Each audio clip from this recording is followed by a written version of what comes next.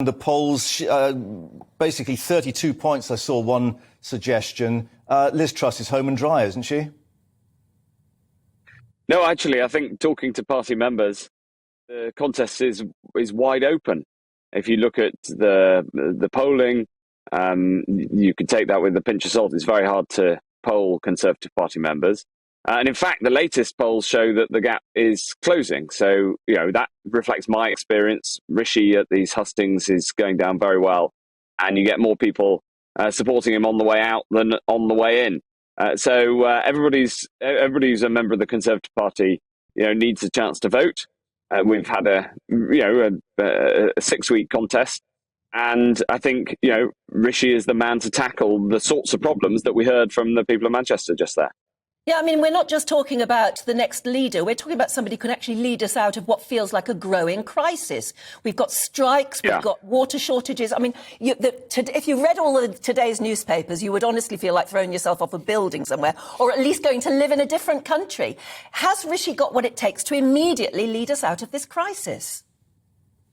Yeah, he's absolutely ready. Look, I sat next to him, worked very hard with him during the pandemic, which was an enormous crisis.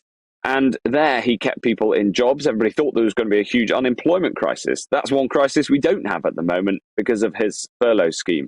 So, he's probably seen more experience than any other candidate standing to be prime minister.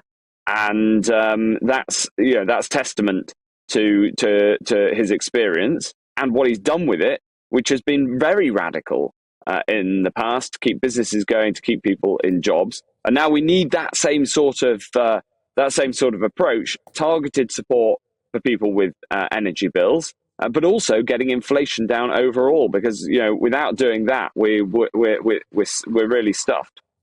What would he do about the rail strikes? Well, in my view, there's absolutely no need to be having these rail strikes. Absolutely no need at all.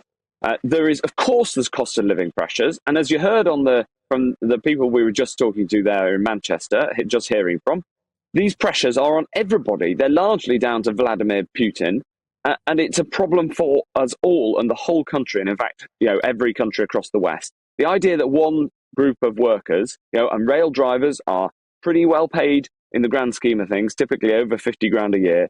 The idea that they should strike and make everybody else's life a misery because they're facing the same sorts of pressures that everybody's facing, I think it's completely unjustifiable. Now, we've got to get them round the table. We've got to explain to them the situation. And ultimately, if we need to take further action, that's got to be done.